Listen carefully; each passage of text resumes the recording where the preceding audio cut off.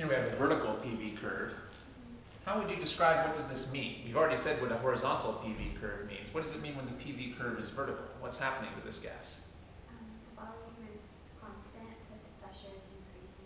Yeah, the volume is constant, but the pressure is increasing. Good. And what would this mean? The pressure is decreasing with constant volume. That's right. So now we're going to start talking about a different type of process, constant volume. We already did constant pressure. Remember, that was called isobaric. Now we'll talk about constant volume. You can see the symmetry. If constant pressure is a horizontal PV curve, then constant volume is a vertical curve. And I like to know the name for all of these, although I don't know how often this one is tested. I believe the name for this is isochoric, but this is one of the less tested terms. But just to please me, I will say this is an isochoric process. I guess chor means volume, and iso means the same. Now, what can we say about the work in these cases? We can say something very specific about the work in a constant volume process, but what is it? The gas can do work when it's an increased volume, so the gas cannot do work when the volume is constant. That's true. Work on the gas is when the volume is decreasing, so True. there's no work on the gas either. That's right. So what would be a good numerical value for W here? Zero. Okay, you worked it out. That was actually a very good logical way to work that out. You said work is done by the gas when it's expanding, but this gas is not expanding. And work is done on the gas when it's compressing, but this is not compressing. So logically speaking, work is being done neither on or by the gas. So W would have to be 0 here. So what would a mathematician say? What's the work that's being done on the gas here? What number would a mathematician assign to the work? Yeah, 0. And what number would a mathematician assign to the work that's being done by the gas? Yeah. By the way, the work that's done on and the work that's done by are always negatives of each other. The work done on is always the negative of the work done by, or vice versa. Well, the negative of 0 is 0.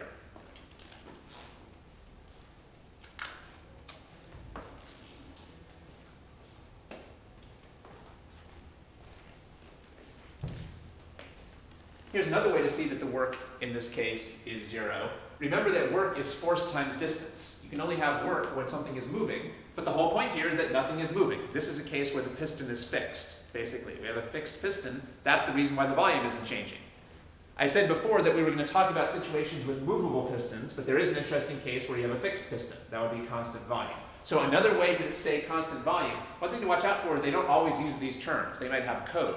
So code for constant volume is a fixed piston. If they say the piston is fixed, that must mean that the volume is constant, because only by moving the piston could you change the volume. All right, well then the distance will be 0. Well, if the work is the force times the distance, then the work has to be 0. One more way to see this is, remember, the work is supposed to be the area under the PV curve. But what's the area under a vertical line? Well, a mathematician would say there's 0 area under a vertical line. You might remember, anyway, there's 0 area here because there's height but no width. So if the width is 0, then the length times the width has to be 0. So everything agrees that the work here has to be 0. So this is our big insight for constant volume. For constant volume, the work is 0.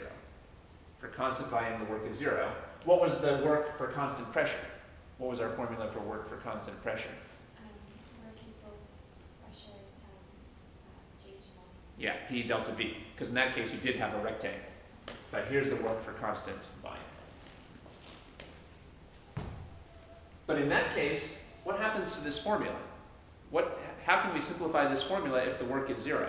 What's the formula going to simplify to? Delta U equals Q. Okay, so that's very important for solving problems here.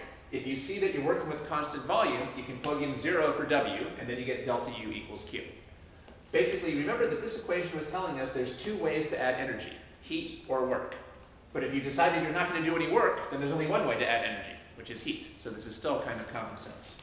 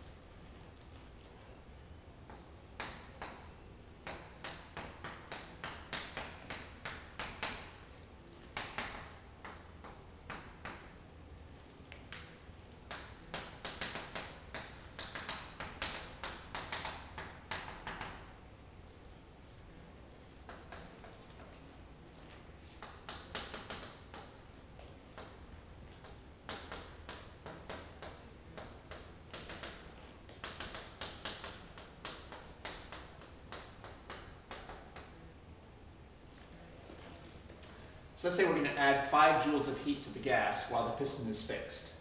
Let's find the change in the internal energy.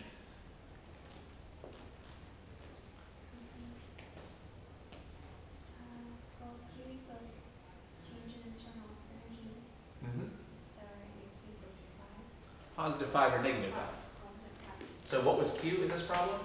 Positive 5. Yeah, positive 5 joules because we're adding the heat. So delta U would also be positive 5 joules. So the signs here are important. So is the temperature going up or down? Okay.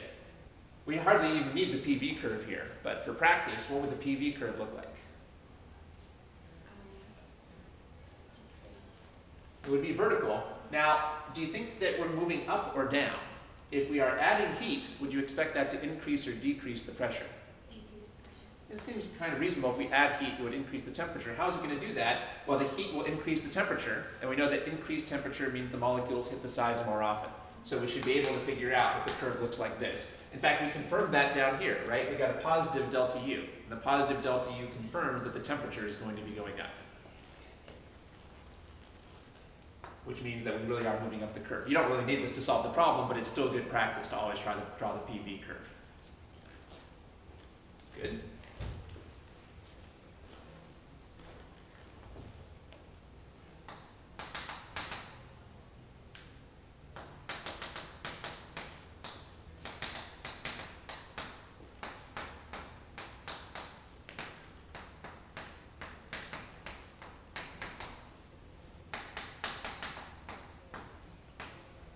All right, let's try this problem.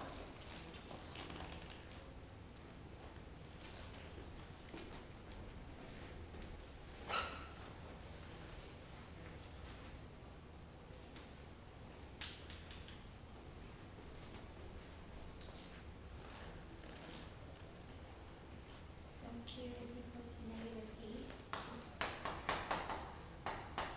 And delta U is equal to Q. So delta U is equal to negative 8 joules.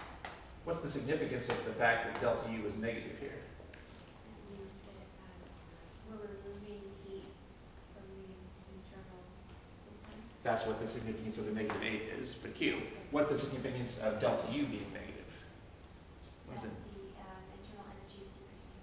And what other significance does that have? That tells us what's happening to the temperature. The temperature is also decreasing. That's right. Good. The fact that this is negative means that the temperature was going down. Good. How did you know that W was going to be 0 here?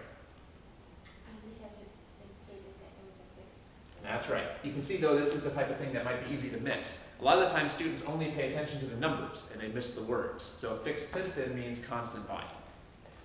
And what would our PV graph look like? It would be a vertical line with the top point being the initial and the bottom point. If we're removing heat, we would expect that to lower the pressure. So we must be going in this direction. And that was confirmed here. Removing the heat lowered the temperature, which would lower the pressure, as we know from our ideal gas law that we discussed last week. Okay, so we've now discussed 2 of the important special cases. We've discussed constant volume, isochoric, when the work is 0, and then delta U equals Q.